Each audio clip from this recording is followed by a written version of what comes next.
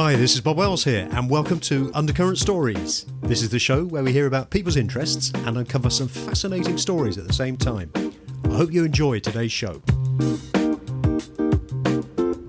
Hello and welcome to Undercurrent Stories. In today's show, we're joined by Rita Gigante. Rita is a highly acclaimed healer and psychic, as well as an author, speaker, and teacher. Her book, The Godfather's Daughter, An Unlikely Story of Love, Healing and Redemption, tells the story of Rita growing up as the daughter of the notorious Mafia boss, Vincent the Chin Gigante, leader of the Genovese crime family and head of all 5 New York crime families for many years. Hello and welcome to the show, Rita. Oh, thank you for having me, Bob. It's great to have you on. You're based in New York, are you? Yes, I'm in New York. Now, normally at this point in the show, I normally ask guests about their life's journey, but to be quite honest with you, your life's journey is more like an odyssey. I don't know where to start. So I was going to sort of throw it over to you. I mean, I'd love to talk about the healing and the psychic stuff that you do, but I think it's important for listeners and very useful for listeners to actually hear about how you've come to where you are. So could you just tell us a bit about what life was like when you first started growing up, please? Yeah, sure. So, I mean, for those who don't understand what an empath is, I am an empath, which is someone who could feel everything around her. For me, it's like I can connect to anybody's energy at any time, or they can connect to my energy, or I can walk into a room and feel the room completely. And if I'm not careful, I can be, taken, not literally, but like taken out of my body in a sense, like feel like I'm not even in the room because there's too much stimulus coming at me. So sometimes it's very hard to, walk into a supermarket or a place where there's numbers and numbers of people. Yeah. Even a restaurant could affect me. So what I have to do is, as an empath, is continually protect myself daily. So I go through a ritual of protecting myself and grounding and centering. Now, when I was, young, I remember being the age 5 and having my first anxiety attack. I had no idea I was an empath when I came here. I didn't become an empath. I was actually born that way. So I was picking up my mom's energy, my dad's energy, the family's energy. I was picking up the people around us, my dad's, people that worked with my dad. And it was, for me, completely overwhelming because I could not differentiate between what I was feeling and what I was picking up for others. And so I was carrying a lot of stuff. So when I had my first anxiety attack at the age of 5, I had no idea what was going on. My family had no idea what was going on. And back then, in 1970s, nobody understood really what an empath was. No. Now, growing up in my family, we were very close knit, and for a long time it was all about family. If it was extended family or friends of my dad's, or people that worked for my dad, I knew that, but I didn't know many other families or people outside of that. So I was consistently bombarded with it. My first panic attack came at the age of 7, where what I would do, unbeknownst to me, I only realized this much later in life, I would go into my mom's energy and I would help her because she was depressed a lot. And when I would go into her energy, I would go in and then come out. I don't know how I did it, but I did it. And at the age of 7, she was having a really hard time, I want to say. And when I went in to help her, it was almost like I didn't know how to get out of the energy. How did you actually help her? So I would go in and take her emotions. Yeah. I would carry them so that she wouldn't, similar like to what animals do for their for their masters. Like they'll take on stuff for them, and Yeah. then they'll go outside and they'll release it into the earth. And when you Um, took on that energy, yeah. and that feeling that she the stress that she was going through, that then made her feel better, did it? Yes. Okay. Yeah. So it helped her, but it hurt me at It the hurt same you. time Yeah. Yeah. because I didn't know at that time, at the age of 7, how to get rid of it. No. I just knew that it would help her. Now, moving forward, all right. So what happened at that point where I felt like I couldn't get out? I had a panic attack. The panic attack got me out of the energy.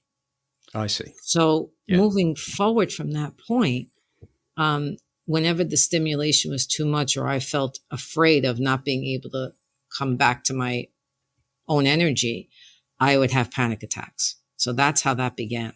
So young to be having it. Yeah. And not knowing why, Yeah. But, of course, when you're in a family like mine where your dad does what he does, there's a lot of secrets. There's a lot of, nobody speaking really because nobody was allowed to speak about it. Yeah. They were trying to protect me by not telling me anything, but I was feeling everything. So I knew something was wrong. I knew something was off. I knew something was, sometimes imminent, like something imminent was happening. Yeah. So not knowing just added to the anxiety, added to the panic. And then around age 10, I developed OCD, which what became really my friend because it was like, it was a way for me to control something where I felt so out of control because I didn't know what was happening around me. Now, the one thing that saved me as a child was sports. So I was a tomboy. I was very, very good at any sport you can name. I did, and did it pretty well. So the physical part of that kept me in my body and I was able to release things that were stored in my body, which was fantastic because I probably would have ended up either on some heavy medication at that time or something else. So as life went on, I didn't know I had these healing abilities. I didn't know I was a psychic. And honestly, I didn't know I was a medium until my father came to me when he passed on. So, growing up, I had no idea what I wanted to do because in an Italian Catholic family, your job as a woman is to take care of your mom. And I was the last one. So it was on me to do that. Yeah. You were to get married, have children, cook, clean. It should have been very simple. And I came in with knowing at the age of 11, I was gay. I was not going to get married to a man. And I was not going to physically have children because I knew my body could not handle it. So I'm carrying now my own secret on top of having to carry whatever I think are secrets in my home. And you so eloquently put that in your book, Rita, where you're talking about, and I won't send any spoilers. We can probably do the odd one, but I won't give anybody the spoilers, and we'll put the link to the book later. But all that stuff going on, which was a huge amount of stuff, and then what happened at 11 when you tried to tell your parents that you wanted to come out.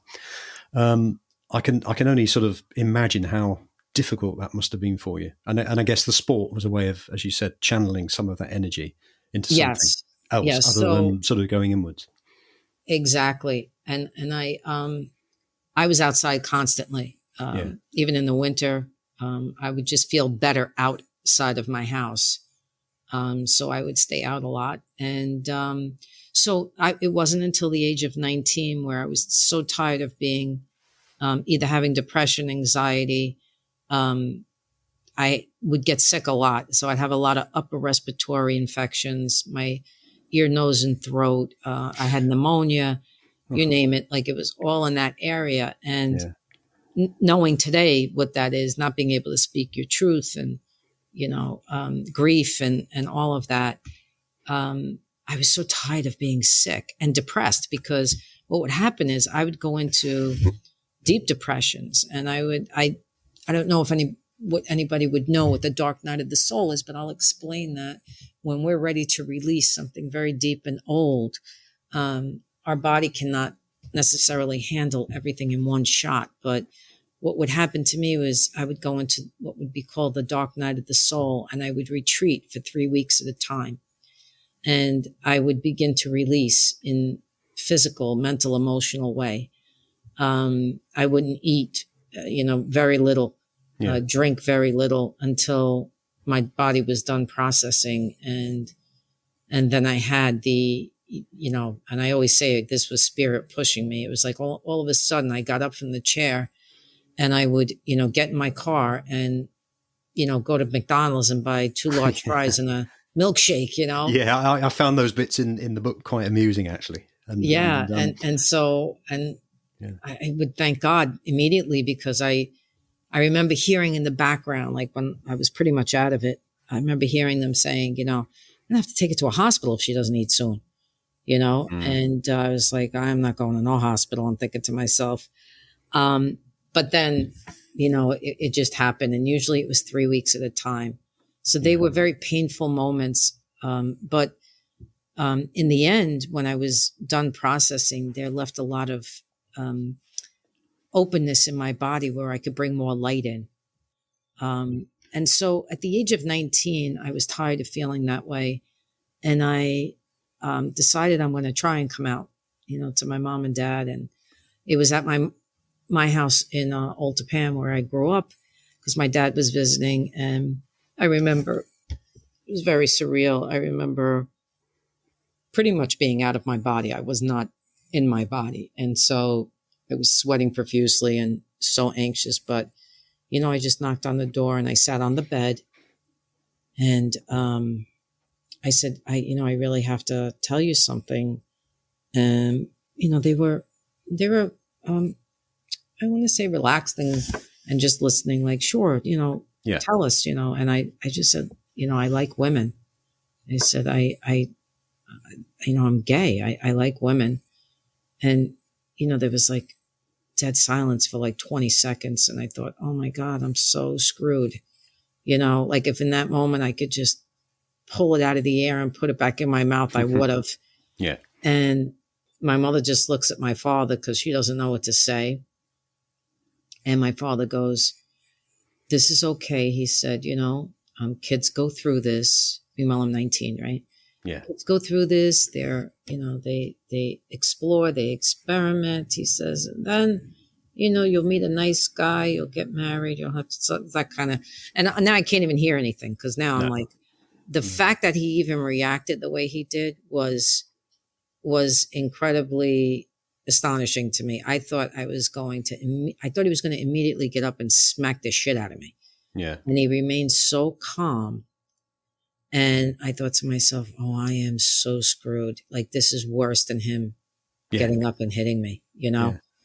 And I said, you know what? I said, you're right. I said, I'm probably just going through something, and, it'll just have to get out of my system, kind of thing. I remember. And then, it was like, okay, I'm going to go in my room. And then he says to me, so why don't you stay away from your friends for a while? Meaning the girls, or whoever I hung out with, So, and of course, in that life, you weren't allowed to even go near boys as well. So it was like, okay, yeah, I went in my room, shut down completely, crying hysterical, fell asleep, and lived like that till I was 24. Yeah. And so then, just picking up on that bit about you weren't even allowed to meet boys as well. No. What was the idea with your father's sort of background and everything? Would he have sort of preferred to have almost had an arranged relationship for you, do you think? Not so much arranged, but it would have to be, someone that he would maybe approve of, and he would meet him, and, all of that. But even so, like, even if I came home, probably wouldn't have went well, even if I came home with a Jewish man, or to get a black man, that would have never happened. Or a Spanish man. Like, he would have had to been some sort of Italian, American, Irish, something Yeah. along those lines, Yeah. Yeah. And so it's just how it was. He was it, back then, that's how they grew up. There was a lot of fear surrounding what they thought was good and what was bad, and who Yeah. should be near them, and all of that. Yeah. So it was his own ignorance Yeah. that created that, and so of course he lived in the city, and I didn't pay attention to not hanging out with friends. It was more that I was crying because I couldn't release myself. And Yeah. I was so tired of not living my truth and then having to carry all the secrets of the family. Because by 19, I knew. Because in the book, I think you mentioned you didn't actually know officially what your father did until you were about 16. Exactly. Like how but Yeah. you know things, but you don't know what you know and how you know it. Right. Yeah. And so, it was kind of culminating because I was hearing things from, people at school, and this one girl would, call me a mafia princess. And it's like, what, I just was trying to put all the pieces together. I knew he was important, even at the age of like 10, between 8 and 10. I knew he was important because he would have these, meetings at my grandmother's apartment with, his guys, and they were like family to us. They were very Yes. good to us, and they loved us. And, I just thought of them as the guys, Yeah. I didn't think anything more, but, I would be able to witness, the phone would be off the hook, the radio would be on, the TV would be on loud. They would only either write something on a piece of paper or whisper to him. And then if they whispered, he would whisper back to them, and then he'd say, now go do it, but never out loud, So I'm watching this and I'm going, okay, he's important, but I really don't know what he does, No. There was one experience in the book. I think you were about 5 when you were underneath the dining room table and you witnessed Oh yeah. a rather nasty event. Can you tell listeners about it? Yeah. So when I was 5, I was playing underneath my grandmother's table on Sullivan Street, and it was a dining room table, and there was crayons and paper and all that, whatever I was playing with at the time, and I was listening to the music. It was Italian music in the background, and normally that's what was being played. And I remember hearing these, like, the struggle and these footsteps, and men like speaking, but really couldn't understand it. The radio was pretty loud. And then I just remember seeing their legs underneath the table, and I'm like, to myself, I'm thinking, what is happening here? And all of a sudden I hear somebody, I hear a crack, like almost like a punch. And I see this man hit the floor, and immediately, he looks at me, I look at him. So I start to shake, and I start to move back from, back further. And I have myself kind of balled up, and I'm just looking at him, and I see the blood start to trickle towards me. And now I see a hand flying down, hitting him again and again and again. And the only reason why I know it was my father was because he had his pinky ring on. Oh, right. And I knew the pinky ring. Yeah. And then he never spoke. So the last thing he did was step on his face. And in a very low whisper, he said, I'm done with you. Now get him out of here. Mm-hmm. And I thought to myself, oh my God, is he dead? Is he alive? Like, I didn't know what to think, like shaking, like everything went blank. Yeah. Now, I mean, honestly, that is what provoked the initial anxiety attack in me. Yeah. Well, 5 years old, what a thing to witness. Yeah. And nobody knew I was there. It wasn't until afterwards that, I was there, and they were trying to say, no, Daddy just got angry, just got upset. Everything's okay, blah, blah, blah. But I was in shock, total shock. Yeah. So it's amazing how you went through all this experience as you grew up. And one thing I always find quite interesting is that, for people who haven't had any direct contact with the mob, the mafia or whatever, and perhaps have watched The Sopranos and seen films and things like that. At one end, you've got this violence and this stuff going on, and the other end, you've got this love, this love of families. You've got the going to church and everything. It seems a real dichotomy. Oh my God, it is. Yes, it was very much of a dichotomy because also too there was this piece of my dad, that was gentle, and Yeah. unless I would speak about it, maybe nobody would know that because they're looking at him. Some people look at him as this icon, this great guy who helped a lot of people, and that is very true. In that neighborhood. Wait, sorry, he helped a lot of people. Yeah. So Oh, I'm right. going to explain that. In that neighborhood, that was his neighborhood. He protected whoever was in his neighborhood. So, and also they felt protected. And if they couldn't pay their bills or they didn't have enough money to eat or whatever it was, my father gave to them, Yeah. He had an affinity for the elderly, and especially if people had children, he would help anybody that, needed to be helped. So there was a very, very giving side to him. And he was gentle with me because he was afraid of hurting me in any way because of my anxieties, because of my panic, because of the, what I was experiencing as a child, being sick all the time. So I remember laying on his back and he would rub my head and he would rub my back and, I'd fall asleep. So there was a lot of gentle things the way he was with me, where maybe my sisters and brothers experienced him different because they were so much older than me, Yeah. And also, there was a side to him that could play a little bit. I would be able to get him up, dancing to Elvis in my grandmother's apartment, which, for a man who had 2 left feet, he still got up and shimmied. Yeah. And, when I saw those sides of him, I was like, oh, there he is. There's his soul. There's my dad. Yeah. Yeah. And then there was this complete opposite side, that although I didn't witness, anybody being killed, I mean, except for that man on the floor. I don't know if he died, but, I didn't witness him necessarily giving a direct order or anything like that. No. I knew, I knew Yeah. what was happening. Do you think it was a path that he had always wanted to do? Because he started off as a boxer, didn't he? Yeah. And it's interesting. He never really, the money wasn't necessarily the biggest piece for him. He liked the power. Yeah.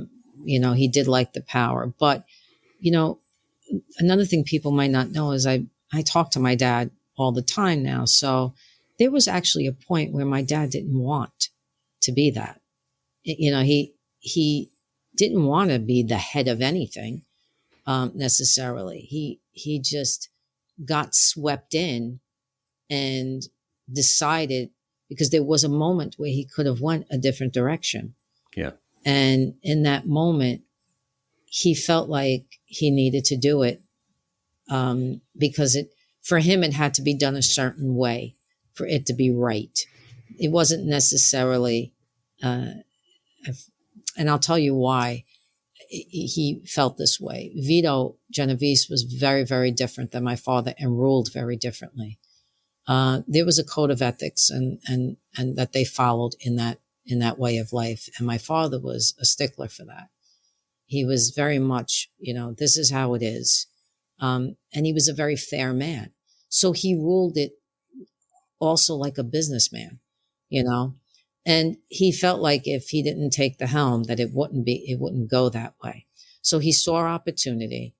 He took it. But there was a piece of him at one point that says, I don't know if I want to do this, necessarily. Once he made the decision, he was all in though, because just that was his personality, Yeah, and I guess when you sort of said earlier on he swept into it, I guess that was by some of the acquaintances that he made. Oh, Vito loved him. My God, Vito Yeah. loved him. He's the one that got him to box, and the guys put him in there. He was 16. He wasn't supposed to box at 16, and then he loved boxing. He could have done a career like that. But he could have done any business because he was extremely smart in that way. Yes. And so, yes, he got swept away, swept into it. And once he knew the rules and all of that, he knew how to do it, and did it well. Yeah. I mean, having read the book, and I think I mentioned earlier on, I just finished it about an hour ago. Fantastic read. But Thank you. you talk about the struggles that you were going through, and they were huge as you were growing up. And it sounded as though your father was going through not the same struggles, but similar sorts of struggles in his own life. Yes. I often think to myself, the man never went on vacation other than his honeymoon with my mom. Really only walked, certain blocks and, maybe drove to certain places, but he wasn't free, No. And even though he went behind bars twice in his life, I would say I would feel behind bars most of his life, because he couldn't have that freedom just to be him, just to be Vincent, not so much with that title that he had to bear. So, and I didn't feel free either. I was also struggling with, my sexuality. I was trying to make everybody happy around me. I was realizing I was sacrificing myself, on the altar for what? Like I was just sick, I was physically ill from it. So at 24, I came out completely to my mother and I said, you do what you want with it, but this is who I am and I can't live like that anymore. My mother accepted it. She was more afraid, because she was raised very Catholic and religious. She's more afraid of my soul not going to heaven than she was of anything. Yeah. And I said to her, Ma, I made peace. And I know I'm a good person and God knows my heart. I said, so I'm not worried about that. What I'm worried about is me continuing to get ill. I said, and I can't do it anymore. So he was never told in this life, while he was alive. But listen, all mothers and fathers know these things. Of course. They just don't want to deal with it, So as long as you don't say it, it's not real. Yeah, and I guess as you said earlier on, the way they're brought up is that they will just pass it off, and they that's it. It's not in their not so much in their interest, but they're not able to cope with. They haven't got a process to be able to use to actually cope with things like that, I guess. Exactly. And another recurring thing that comes up in the book the whole time is the Catholic Church, the Roman Catholic Church, which you were part of, and how you sort of said that it's man's interpretation of the Catholic Church, which, somebody like your mother would think that your soul would have a problem, rather than Jesus himself. That was quite an interesting bit. Yeah, I mean, I knew at a very young age that I felt very connected to the energy of Jesus and Mary and the angels and some of the saints, but I had no desire to talk about a God who was vengeful or created fear, or I just didn't believe it. I just didn't believe it. And I knew, like my soul knew, and I carried the tradition with family for as long as I could, and then I backed away completely. And when I got into my work on a spiritual level, I carried Mary and Jesus with me. They speak to me now not as a Catholic icon, but as a guide to help me help others when necessary. So, and they're not the only ones I can speak to. Buddha's been in my energy.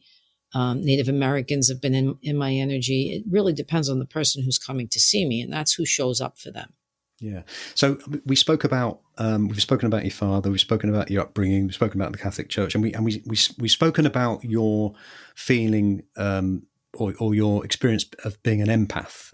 Yes. What I'd like to talk about now is when you first started realizing that you were able to heal, if that's okay. Sure.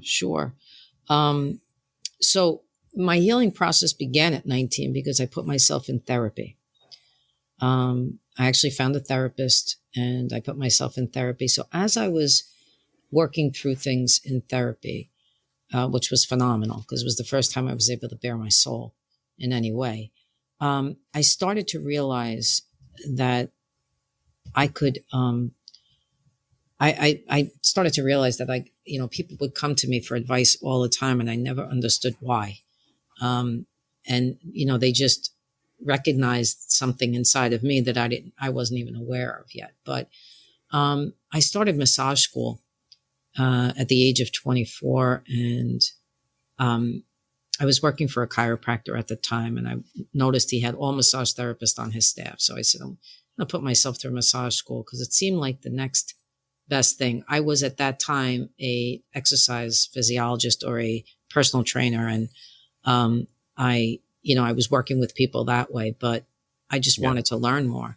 So was it your love of sport that got you into that in the first place? It was the love of sport, but I was also able to work with a personal trainer, exercise physiologist. And when I saw the changes in my body and how it could help people, I immediately got drawn to it. Oh, I see. Yeah. So I was doing that for a while. And then I went to massage school. And then I realized when I put my hands on people, I felt the energy and I could feel what they were feeling emotionally, mentally, spiritually, physically. And I could feel what was going on in their body and know what was affecting them, whether it was their liver, their stomach, their spleen, whatever it was. When you say you could feel it, can you tell us what that feels like? Because that's sure. For some people that would be quite hard to understand, I think. So because it was physical for me at the time, I may have pain in that area. I may feel a coolness in that area or a heat in that area. I may feel just a vibration in that area. But when I would close my eyes, I could see it as well. Like I could see the energy. And sometimes it would look dark. Sometimes it would look scrambled, it took on shapes of its own. And then I would have to ask questions. So, because I wasn't proficient at it, so to speak, at that point. So I would ask them questions like, I can feel this in the body. What's going on? And then they would confirm for me, what was going on. Then as time moved on and I became proficient at it, then it was, okay, is it coming from the emotional body, the mental body, the spiritual body, or the physical? Where is it coming from? Yes. So, and then I would begin to feel it that way, right? And get answers that way. So also, so everybody understands, my gifts became evident. I mean, I was an empath my whole life and born a healer. But so clairsentient is to be able to feel things, right? So I was using that gift. Claircognizant is to be able to know something and not know how you even know it. Right. And that was starting to happen when I was working on people. I didn't know how I knew it. So that's something that sort of gradually came. Yes. Right. So it wasn't immediate. You just gradually got that. You were able to actually. Was it claircognizant? Was that claircognizant? Yes. Yeah. And so, as I was also being taught by others before me, because Spirit introduced me to others that understood healing work and the psychic and the medium stuff, I started to learn from them as well. And the more I did it, the more, I became proficient at it. Yes. The clairaudient, which is to be able to hear, and the clairvoyant, to be able to see, came later in life. So I was probably, close to my 30s when that began to open up.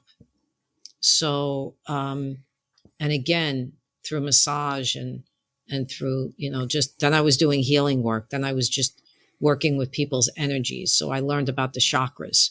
These are energy centers in the body that we have. And then people had the choice. Do you want a chakra healing? Do you want a massage? Either way, the energy got worked. And sometimes it was a combination. So the mediumship, the part where I can speak to people on the other side, even animals, came when my dad passed, which was in 2005 when he came to me. Did you say animals? Oh, yeah, animals too. I can connect to animals, alive or past. Um, and so when he came to me, I realized, oh my God, I can now do this, you know, which, it was kind of then all brand new again for me. It was like, oh, well, what's the difference? And you know, there are psychics and mediums that will say, do you want a psychic meeting or a psychic reading or a medium reading? And I'm like, yeah, no, it happens all at once for me. I don't know how, but I can't distinguish between the two. Hmm. So when people come to me for a reading, they're getting all of it, including, healing or even some spiritual mentoring. Um, so that came in 2005. And then, I was told by Spirit I'd be writing a book, but I didn't know what it was about. They just started to tell me about to start to write or journal my, my story. And they were telling me it was to help me release. I was journaling to help me release. But I didn't know it was going to be necessarily the book. Oh, right. So this was the beginning of the Godfather's Daughter. Yeah. Ah, Now you got to understand, it got published 2012, right? Yeah. I was told by Spirit 15 years prior to begin to write. So it was in the making for a very long time. And we all knew, well, listen, I didn't know. This is why Spirit didn't tell me what it was going to be back then, because the family wasn't supposed to know about it back then. Obviously, it would have never got published if my father was alive. And so I waited 7 years after he passed, and my mother grieved, and everybody was on their way before I published it. It must have been very cathartic to actually go through all that. It was one of the best tools for my healing by far. Yeah. And I continue to journal today, and I tell people all the time, Well, I was going to say, I mean, I read the book, as I say, finished it today, and it was released in 2012. A lot has happened since then. Is there another book coming, do you think? Yes.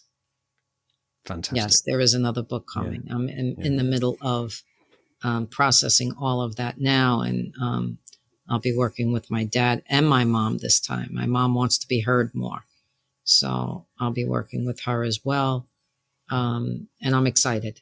I'm excited.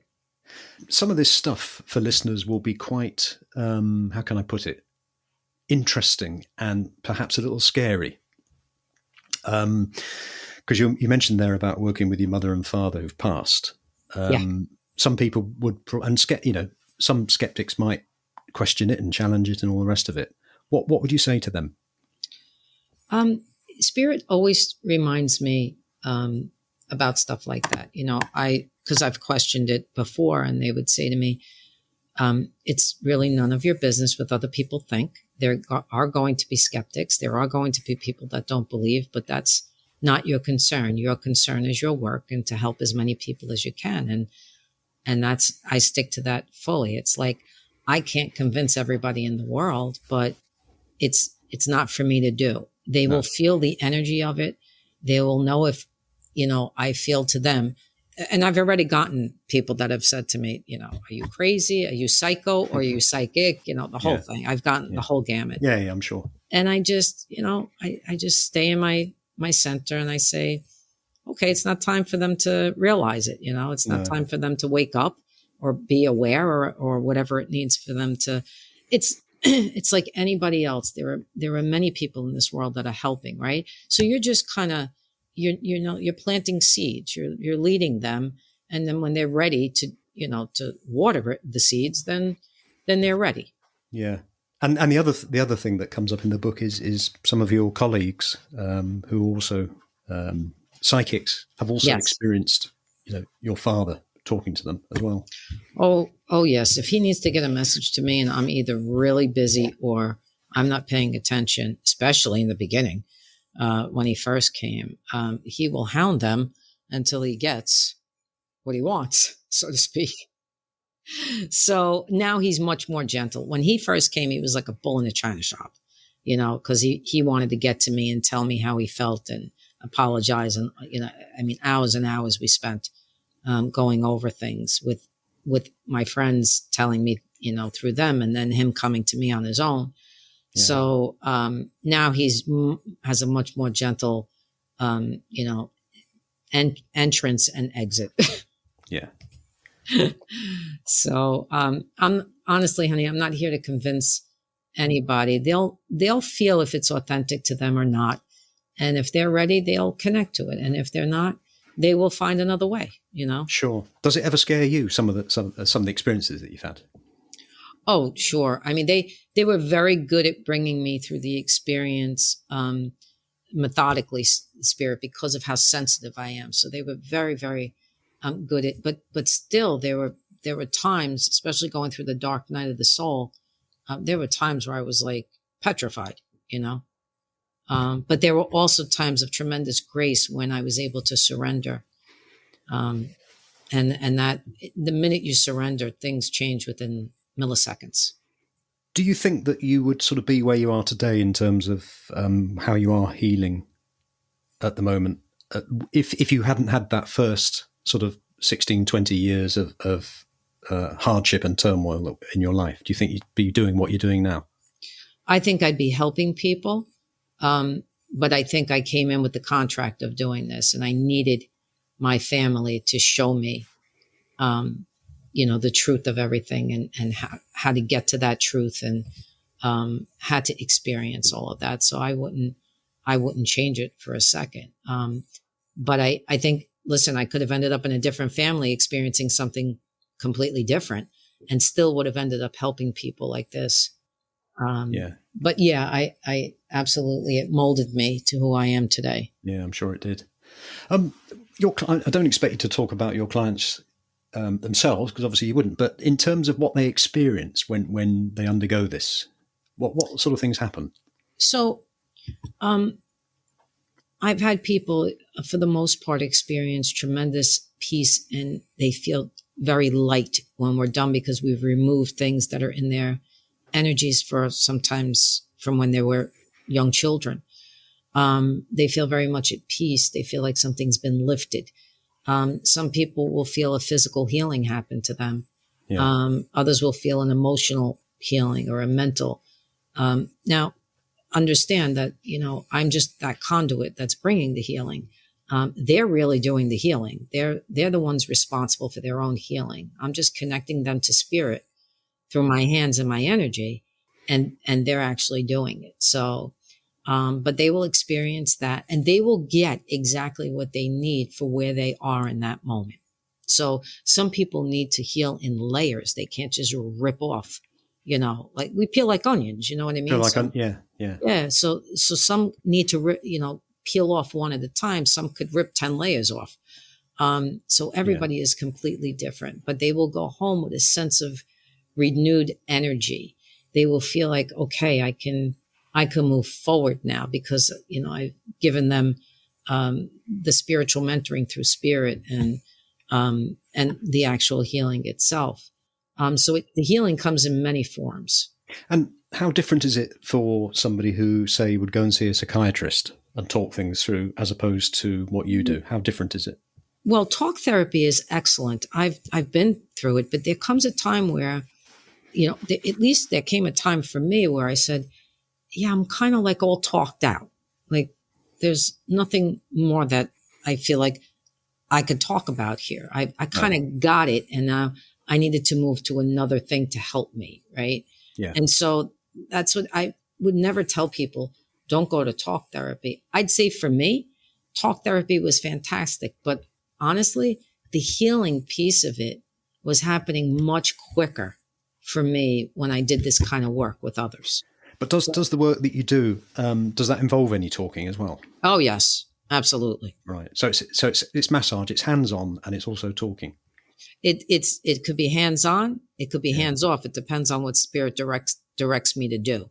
Oh, right. Then they will probably get homework in the end, and they either choose to do it or they don't. And that means spirit will say, okay, now I need you to go home and journal for 15 minutes, every day at night before you go to bed. Like that's an example.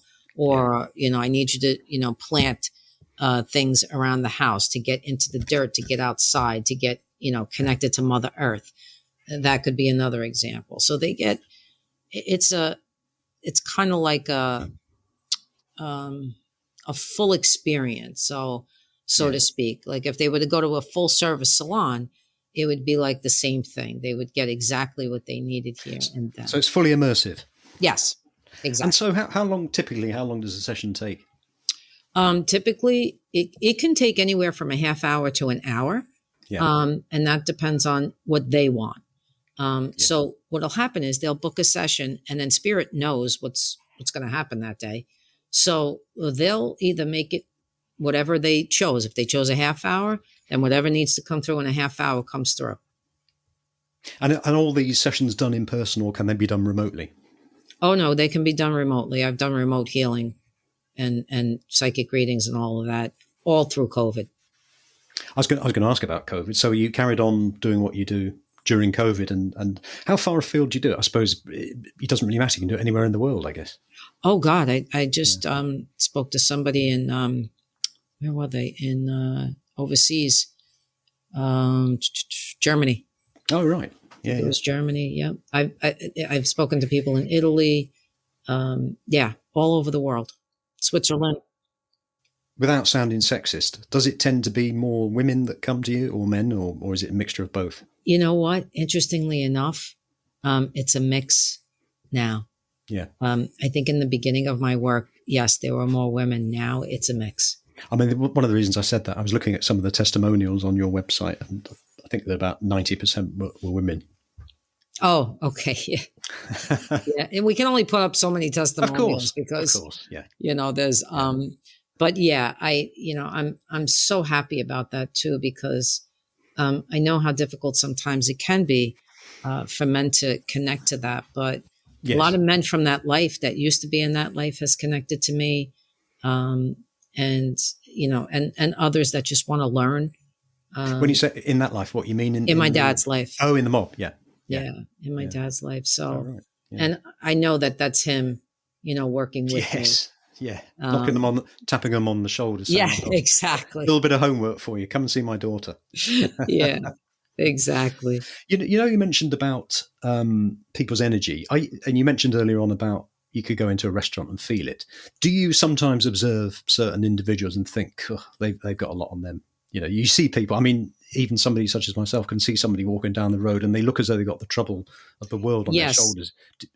They may not have, actually, but that just might be me. But you see that in people, do you? I do. Yeah. So before I go anywhere, like I said, I protect myself, right? But I can still witness things without it affecting me once I protect myself.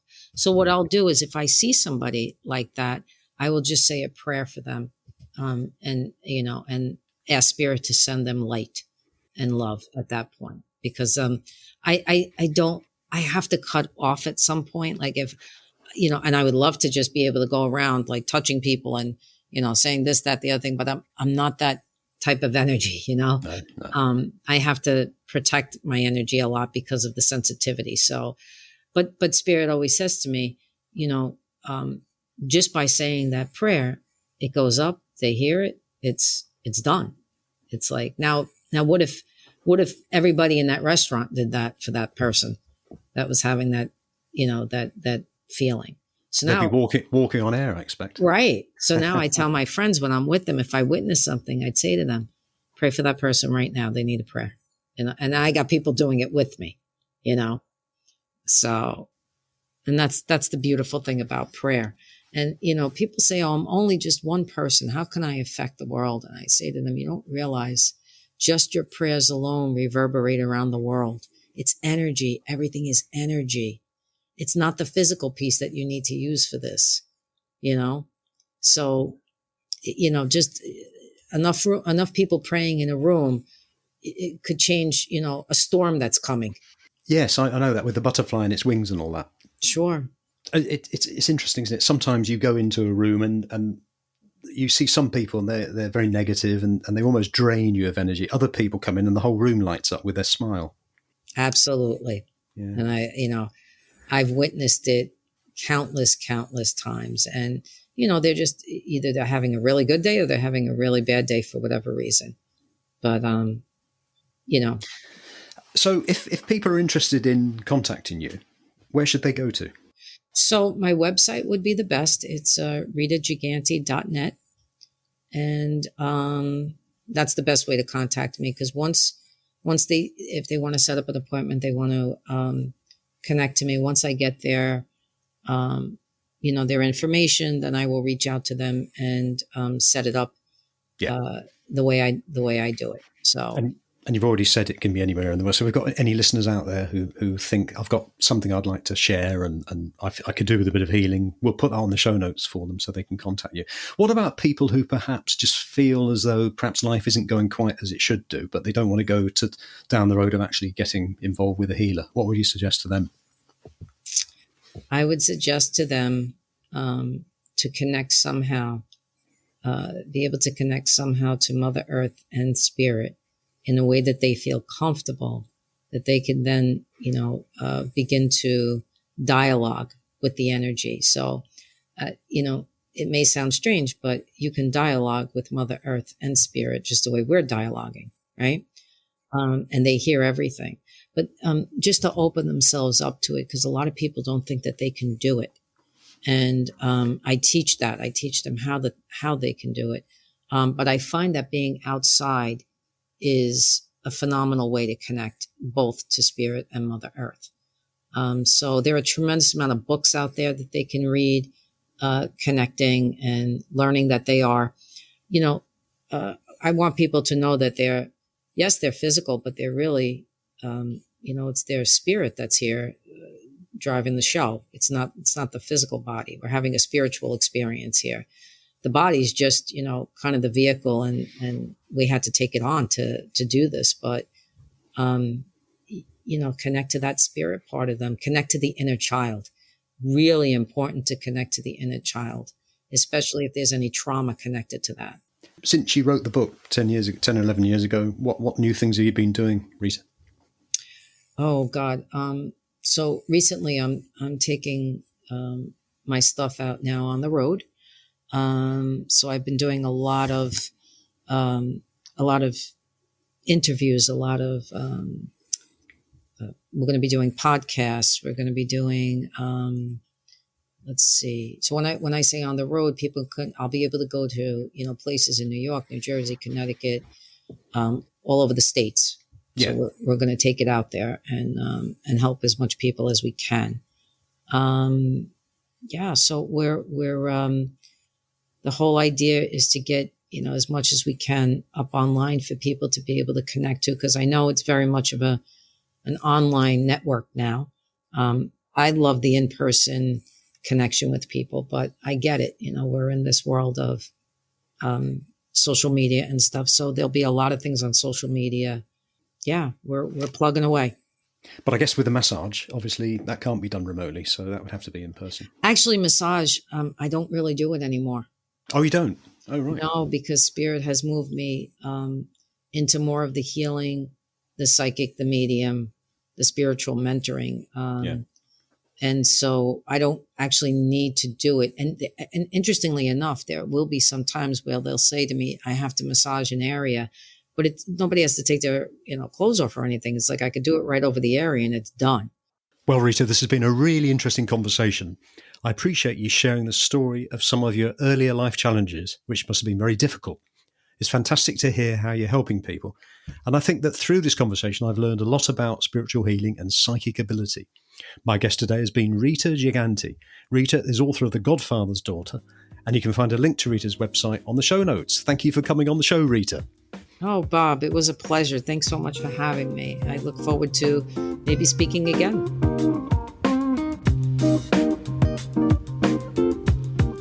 You have been listening to Undercurrent Stories. I hope you enjoyed this episode. Please feel free to share the show link to your friends and family, and if you have 60 seconds, I will be most grateful if you would please rate and review. To hear more episodes, please subscribe to the show and visit undercurrentstories.com. If you leave your email in the link, we will notify you as soon as new episodes are released. Also, check out our social media links, details of which can be found on the show notes. Until next time, this is Bob Wells wishing you all the very best.